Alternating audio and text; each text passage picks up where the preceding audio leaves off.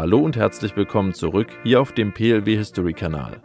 Heute beschäftigen wir uns mit dem 8. Linienregiment der Grande Armée, das für ihren Kaiser Napoleon in viele Schlachten zog. Es zeichnete sich erstmals in der Schlacht von Hohenlinden aus, kämpfte in der Schlacht von Jena und Auerstedt und zwang 1806 bei der Schlacht von Lübeck General Blücher zur Kapitulation. Es kämpfte bei Friedland gegen die Russen und im grausamen Guerillakrieg in Spanien. Es war eines der Regimenter, mit denen Napoleon 1814 in seinem letzten verzweifelten Kampf gegen eine Übermacht der Alliierten antrat und nach seiner Rückkehr aus der Gefangenschaft kämpfte es bei Waterloo. Hier erlebte es die endgültige Niederlage Napoleons.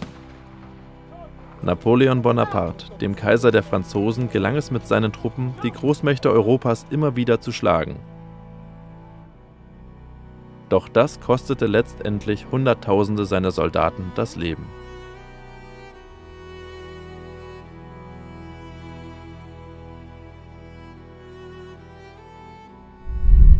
Hallo, mein Name ist Frank und ich möchte euch gern etwas über das 8. Linienregiment des Kaisers Napoleon erzählen. Speziell stellen wir die Grenadierkompanie des 1. Bataillons dar. Die Grenadiere könnt ihr dahin erkennen an den roten Epauletten. Das ist also ein ganz besonderes Merkmal für die Grenadiere. Das war eine Eliteformation des Bataillons. Ich fange mal am besten von oben nach unten an zur Erklärung der Uniform. Fangen wir mal oben an. Das ist die sogenannte Bonnet de Police auf Französisch, heißt Lagermütze. Diese Mütze wurde häufig, man sagte schon, im Lager oder im Biwak getragen, um eben halt also die Kopfbedeckung wie den Tschako oder auch die Bärenfellmütze, die wir euch nachher noch mal vorstellen wollen, nicht ständig tragen musste. Die war sehr hinderlich im Lager oder auch in der Kaserne und da hat man sich dann eben halt auf die Lagermütze dann reduziert sozusagen. Die wurde sehr gern von den Soldaten getragen. Weiter geht's los. Das ist dann also hier der Uniformrock, Modell 1808. Hier seht ihr auch noch mal speziell die Granate, die das Ehrenabzeichen der Grenadiere war, ist also auch noch mal auf den Rockschößen vermerkt. Dann ein wichtiger Punkt sind auch die Regimentsknöpfe.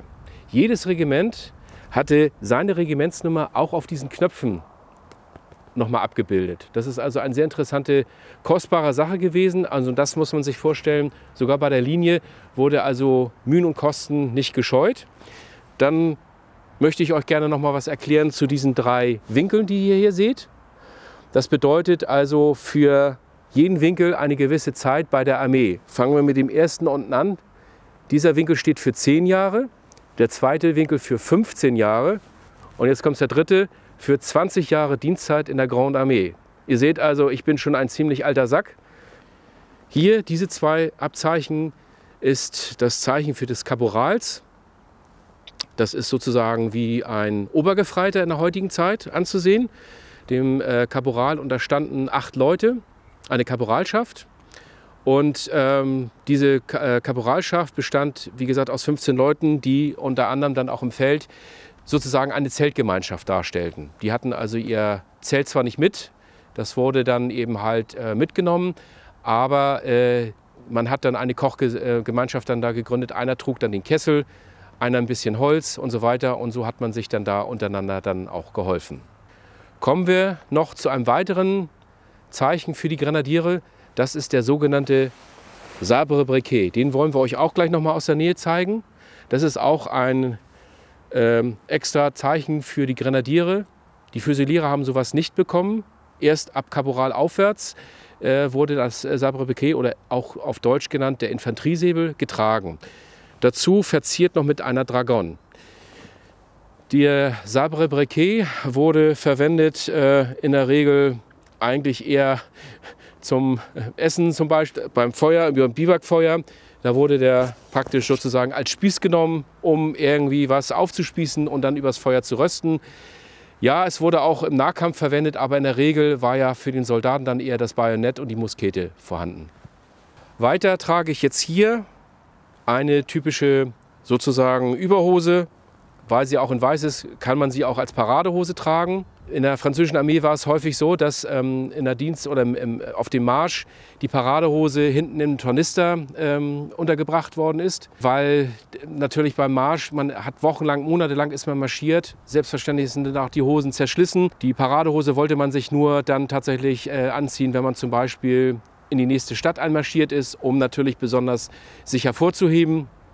Deshalb wurden Überhosen getragen. Die bestanden aus häufiger unterschiedlichem Material, gerade das, was sozusagen vorhanden war. Ein Regimentsschneider hat dann praktisch die Hosen hergestellt und das war teilweise so. In Spanien war das Material sehr, sehr knapp und da wurde zum Beispiel dann auch von Sofas oder von Sesseln wurde der Stoff abgezogen, um daraus dann Hosen zu machen. Also man war da nicht sehr wählerisch, man hatte das genommen, was eben halt vorhanden war. Dazu trage ich hier, ich ziehe mal die Hose ein bisschen hoch, sind das kleine Gamaschen oder kurze Gamaschen. Die wurden im Feldzug vor allen Dingen im Sommer getragen, vor allen Dingen auch in Spanien war das sehr angenehm. Da kommen wir auch gleich noch mal dazu, da gibt es nämlich auch unterschiedliche Größen und Längen. So, zum Abschluss der Uniform wollte ich euch gerne noch mal die Patrontasche zeigen, die jeder Soldat getragen hatte. In dieser Patrontasche waren 30 Schuss. Und natürlich ein paar Habseligkeiten. Eine Ölflasche war da mit drin, um eben halt auch das Gewehr später nachher zu reinigen. Und damit man das Material schont während des Feldzuges, wurde praktisch ein Überzug verwendet, der praktisch über die Lasche gezogen worden ist. Und wie ihr hier seht, die Zahl Nummer 8, damit jedermann weiß, es handelt sich hier also um das 8. Regiment. Ja, und zu guter Letzt zeige ich euch hier noch einmal die Muskete. Es handelt sich hier um die Chaville M 1777, Corrigé 9. Diese Muskete wurde über 1,5 Millionen Mal hergestellt und wurde damit auch die verbündeten Armeen, zum Beispiel von dem Königreich Westfalen, auch unter anderem mit ausgerüstet. Das ist ein sehr fortschrittliches Muskete oder Gewehr gewesen, vor allen Dingen dahingehend auch sehr effektiv, beziehungsweise wenn Schäden an diesem Gewehr waren, konnte praktisch das Schloss ausgebaut werden und in der nächsten Schaft wieder eingebaut werden. Also das war wirklich schon Massenware schlechthin. Allerdings die Treffsicherheit war bei diesen Musketen auch nicht gerade besonders toll. Deshalb wurde auch häufig dann immer das Salvenfeuer angekündigt. Meistens schoss diese Muskete ungefähr ca. 50 Meter, nicht weiter oder auf genau. Also man sagt so bis 80, 90 Meter, aber ab 50 Meter war es schon relativ ungenau. Mehr Erfolg hatte man bei den Jäger- oder Jagdmusketen oder Jagdflinten. Die hatten schon einen gezogenen Lauf und konnten schon auf mehrere 100 Meter schon, also genau schon feuern. Die Muskete wiegt ca. 4,5 Kilo. Mit dem Bajonett sind das ungefähr 4,8 Kilo. Ist also schon ein ganz erhebliches Gewicht und auch nicht gerade klein. Es ist ungefähr 1,50 Meter und hat aber auch eine lange, wie gesagt, Langlebigkeit. Zuletzt wurde diese Muskete, die wurde 1815 von der dänischen Armee übernommen oder aufgekauft und wurde dann als Perkussionsmuskete dann adaptiert. Und diese Musketen fand man tatsächlich noch im 1864 Deutsch-Dänischen Krieg noch. Wobei unter anderem dann eben halt auch teilweise die Bajonette. Ich habe hier ein Originalbajonett, das aus der Zeit noch stammt. Es ist zwar gestempelt von der dänischen Armee, aber es ist eigentlich ein französisches. Und das ist in einem noch sehr guten Zustand, also spricht für die Qualität. Noch ein Hinweis noch dazu. Ihr wundert euch sicherlich, warum die Muskete letzten Endes so lang war. Die wurde auch gerne genommen oder war lebensnotwendig als Abwehr. Ihr könnt euch sicherlich vorstellen, die Infanterie hat natürlich nicht nur gegen Infanterie gekämpft, sondern auch gegen Kavallerie. Und bei der Kavallerie ist es ja so, dass eigentlich der Infanterist ziemlich unterlegen war, ja machtlos dagegen war.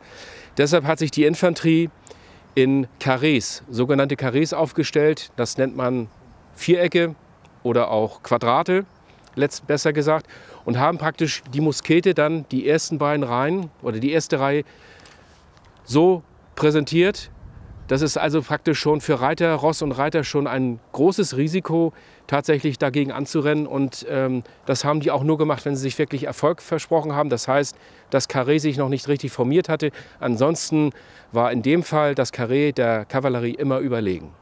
Deshalb die Länge der Muskete.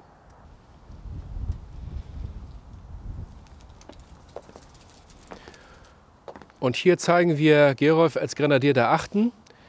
Getragen hat er jetzt aber diesmal eine Bärenfellmütze. Diese Bärenfellmütze zeigt oder ist das typische Merkmal eigentlich eines Grenadiers, was in den Feldzügen von Austerlitz, Jena als auch in Friedland getragen worden ist von den Grenadieren. Besonderes Merkmal dabei bei dieser Bärenfellmütze ist, dass sie eigentlich gar nicht aus einem Bärenfell ist, sondern tatsächlich kaukasisches Ziegenfell dafür verwendet worden ist. Denn auch zu der damaligen Zeit war schon Bärenfell recht rar. Eine besondere Sache dieser Bärenfellmützen bei der 8. ist das sogenannte Visier oder der Augenschirm, wie man hier sehen kann. Das gab es eigentlich fast nur, glaube ich, noch bei dem 93. oder auch noch bei dem 8. Regiment. Denn ansonsten gab es hier diesen Augenschirm nicht. Was natürlich charakteristisch ist für diese Bärenfellmütze, ist natürlich der Behang, den man weitaus auch sehen konnte. Und natürlich auch dieser besondere Federstutz, der also was hermacht. Hinzu hat der Grenadier auch den sogenannten Tornister, der aus Kalbsfell besteht und sehr angenehm zu tragen ist, weil er passt sich dem jeweiligen Rücken des Grenadiers oder des Soldaten an. Das ist anders als bei der britischen Armee, die sozusagen ein Holzgerüst hatten. Und das war das Erste, was der britische Soldat weggeschmissen hat, weil damit hat er sich das Kreuz ruiniert. Der konnte gar nicht so gerade gehen und hat häufig dann auch im Spanienfeldzug, haben sich viele der Alliierten sich diese tollen Tornister sozusagen dann besorgt nach der Schlacht, weil die, wie gesagt, sehr angenehm zu tragen waren. Die Besonderheit der Grenadiere war, wie gesagt, ist eine Eliteformation in dem Regiment und ist sozusagen das Rückgrat des Bataillons gewesen. Während die Voltigeure, das ist eine weitere Eliteformation, durch Plänkelfeuer, Tirailleurfeuer den Feind versucht haben zu beunruhigen, hat der Grenadier sozusagen, war als Reserve des Bataillons oder auch als Rückgrat, um die Füsiliere, die Hauptbestandteil des Bataillons waren, mit nach vorne zu drücken, wenn tatsächlich also auch Not am Mann war oder wenn es zum Angriff gegangen ist. Diese Soldaten waren schon lange in der Armee und wurden tatsächlich dann von den Füsilieren herausgesucht, welche besonders tapfer waren. Die kamen dann tatsächlich in die Grenadierkompanie und sollten sich in dieser Grenadierkompanie die Jungs noch weiter sehr ausgezeichnet haben, wurden diese sogar von den Offizieren bestimmt für die alte Garde des Kaisers Napoleon. Unter anderem waren auch sehr viele vom 8. Regiment mit dabei. Weiter ist noch zu sagen, dass das 8. Regiment sich besonders auch in Friedland ausgezeichnet hat. Beim letzten Sturmangriff auf das Dorf in Friedland, wo sie da die Russen tatsächlich dann vertrieben haben. Und dann natürlich auch unter großen Verlusten. Wie gesagt schon, die Grenadiere waren das Rückgrat des Bataillons und haben den Füsilieren auch Mut eingeflößt, gezeigt, dass sie eine feste Truppe waren, dass die Jungs auch auf die Grenadiere schauen konnten, sich auf die verlassen konnten. Sollte Angst in den Reihen der Füsiliere gewesen sein, waren die Grenadiere dabei und haben versucht, eben halt ihre Leute wieder nach vorne zu drücken, damit eben halt keine Lücken im Bataillon entstanden sind.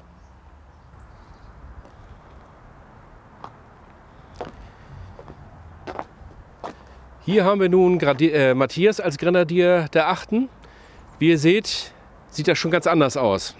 In erster Linie ist es der Zweispitz, der auch von der 8. getragen worden ist, tatsächlich auch in den Revolutionskriegen, aber auch bis 1805, zur Zeitpunkt der Schlacht von Austerlitz. Was noch machbar war, ihr seht es hier an diesem Federstutz, in den Farben der Trikolore, wurde damals in der Revolutionszeit sehr gerne getragen von den Soldaten und wurde auch von den Offizieren auch toleriert. Was wir hier noch euch zeigen möchten, ich gehe mal auf die andere Seite, das sind auch die langen Gamaschen, die damals getragen worden sind, circa so bis 1812. Getragen wurde hier nicht eine lange Paradehose oder Überhose, sondern eine sogenannte Culotte, auf Französisch eine Kniebundhose. An dieser Kniebundhose wurden dann nachher die Gamaschen an Knöpfen festgemacht und haben praktisch sozusagen eine normale Hose dann damals dargestellt. Das war damals schick, wurde auch früher vor allen Dingen im Siebenjährigen Krieg getragen, aber das hat sich auch noch bis zur Revolutionszeit, bis 1812 sogar getragen. Die alte Garde hat es sogar die ganze Zeit getragen, bis 1815. Weiter unterscheidet sich hier dieser Grenadier mit dem sogenannten Capotmantel. Dieser Capotmantel wurde ab 1807, 1808 eingeführt. Man hat damals gemerkt, gerade im Februar in der Schlacht von Eylau, preußisch Eylau 1807, sind die Soldaten so in der normalen Uniform aufgetreten und haben gekämpft. Da waren aber auch extreme Temperaturen auch. Viele Soldaten sind damals auch bitter erfroren in der Schlacht und auch nach der Schlacht. Deshalb hat die französische Armee und dann der Kaiser Napoleon beschlossen, dann also tatsächlich ab 1807 dann auch den Mantel mitzuführen, der dann auf den Tornister nachher, wenn er nicht benötigt worden ist, aufgerollt und dann aufgeschnallt worden ist. Das ist nochmal ein besonderes Merkmal. Die Farbe ist auch sehr prägnant, in diesem Fall ein helles Braun sozusagen. Eigentlich war in der Armee grau eher die Farbe, aber das ist in Anlehnung aus dem spanischen Feldzug, wo man dann eben halt auch eine kleine Anekdote wurde hier darüber berichtet, dass zum Beispiel die Soldaten in einem Mönchskloster eingedrungen sind. Dort gab es dann eben halt die ganzen Kutten, die waren aus diesem Stoff und daraus haben die Franzosen dann diese Mäntel rausgeschneidert und auch teilweise auch Hosen. Deshalb hier der Grenadier der 8., weil er ja über 5 Jahre in Spanien war, in dem Fall hellbraun, sozusagen eine Mönchskutte umgeformt als Capotmantel. Hier nochmal ein besonderes Merkmal dieses goldenen Streifens oder auch Litze genannt. Das ist eine Kennzeichnung des Caporal Fouriers. Der Fourier war tatsächlich dafür zuständig für die Unterkunft der Kompanie, als auch als Zahlmeister in der Kompanie. Ganz wichtig. Und er hat noch einen besonderen Ehrenformation dann auch gehabt. Er gehörte mit zur Fahnenwache.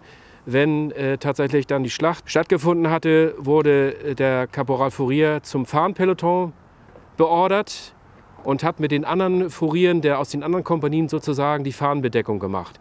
Die standen hinter dem Adlerträger und dem zweiten und dritten und haben dann mit ihrem Leben diesen Adler verteidigt. Der Adler ist die Regimentsfahne gewesen. Und das war das kostbarste Gut des Regiments. Ja, und ansonsten habt ihr jetzt schon von der 8. eigentlich alles soweit gesehen. Aber eine Besonderheit haben wir noch. Und zwar ist das der Chaco.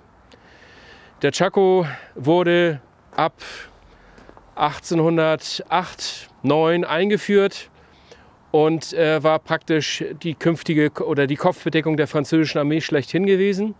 Wobei hier wieder bei den Grenadieren das besonders Herausmerkmal ist die Farbe Rot. Das sieht man hier also auch an dem Chaco-Behang.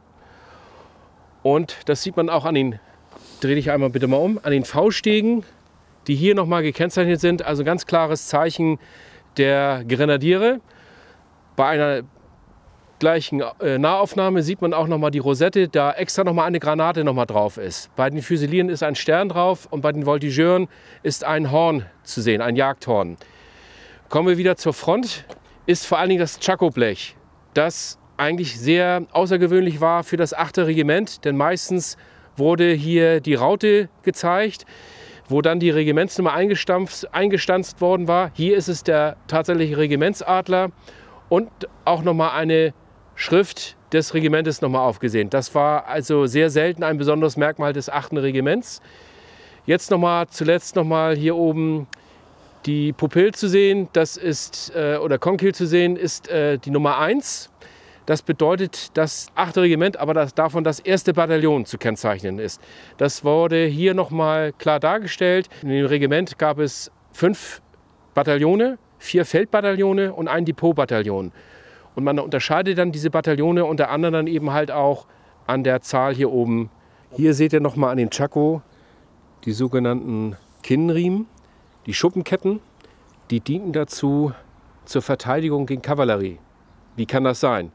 Ja, die wurden hier zusammengeknotet. Die Kavallerie war ja häufig mit Kavalleriesäbeln auch ausgerüstet und schlug natürlich damit hin und her. Und man hoffte dadurch, den Schlag ein bisschen abfedern zu können. Das heißt also, dass zwar Verletzungen trotzdem eingetreten sind, aber diese waren dann nicht lebensgefährlich. Ein ganz besonderer Vorteil bei diesen Chacos dann. Und dann seht ihr ja auch noch ein bisschen, dass die beiden Chacos ein bisschen abweichend sind. Der Chaco von Gerolf, der wurde 1812 eingeführt, ist konischer im Verlauf und ist auch etwas höher. Meiner dagegen stammt noch von 1810 und man sieht es auch von der Höhe her, war ein bisschen kleiner. Das ist nachher der Mode geschuldet gewesen. Man wollte die Chacos noch ein bisschen höher gestalten, als das damals der Fall war. Das sind die eigentlichen Merkmale dieser beiden Chaco-Arten. Zum Abschluss würden wir uns freuen, wenn ihr auch noch mal auf unsere Webseite Acht gebt. Und zwar, das ist die Webseite www.8eme.de. Da ist die gesamte Geschichte des 8. Regiments vermerkt und sollte jemand noch sich für die napoleonische Zeit interessieren, gerne einen Blick mal reinwerfen. Ist bestimmt interessant. Danke. So, ich hoffe, euch hat unser Video zum 8. Infanterieregiment der französischen Armee in den napoleonischen Kriegen gefallen. Wenn dem so ist, lasst gerne ein Like und ein Abo da und damit verabschieden wir uns aus dem kalten Norden Deutschlands. Tschüss und auf Wiedersehen.